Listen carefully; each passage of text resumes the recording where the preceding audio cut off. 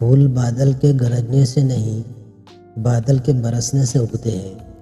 لہٰذا اپنی آواز کی بجائے اپنے دلائل کو ہمیشہ بلند کیجیے۔ صرف خدا ہی تمہارے دل کا بوجھ ہلکا کر سکتا ہے، اس لیے خاموش رہو۔ خاموشی میں آپ کی بھلائی ہے۔ جو عشق رنگ وہ روپ کو دیکھ کر کی جائے، اسے عشق نہیں بلکہ وقت گزاری کہتے ہیں۔ یاد رکھیں، مقدس اور پاک مقام میں داخل ہونے کا راستہ آپ کے اندر ہے۔ دانائی کا تعلق بالوں کی سفیدی سے نہیں، عقل اور تجربے سے ہے۔ دل سیاہ ہو تو داڑھی کے سفید بالوں کی کیا وقت۔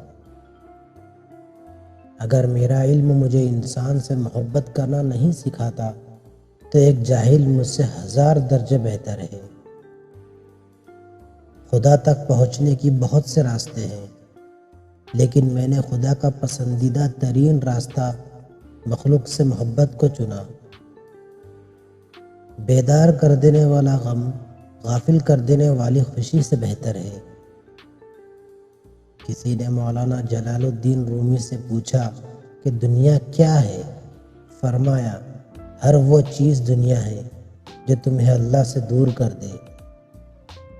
اگر تم عظمت کی بلندیوں کو چھونا چاہتے ہو تو اپنے دل میں انسانیت کے لیے نفرت کے بجائے محبت آباد کرو۔ جب انسان کی آنکھوں سے آنسو بہتے ہیں تو اس پر رب کی رحمت برستی ہے۔ خاموشی سمندر ہے اور گفتگو نہر کی طرح ہے۔ تجھے سمندر تلاش کر رہا ہے، تو نہر کی تلاش نہ کر۔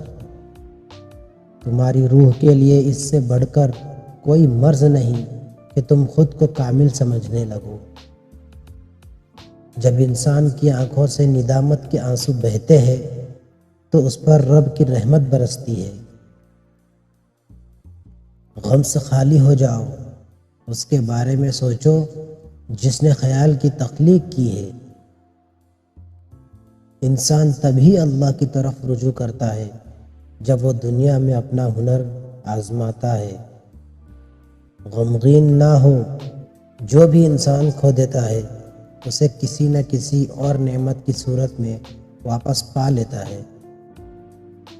دوستی کی کشتی میں پہلا سراغ شک کا ہوتا ہے۔ صرف پیسہ ہی نہیں، عقل، ادب، چہرہ، اولاد اور علم بھی رزق ہے۔ سب سے بڑی بات، اچھا دوست بھی رزق ہے۔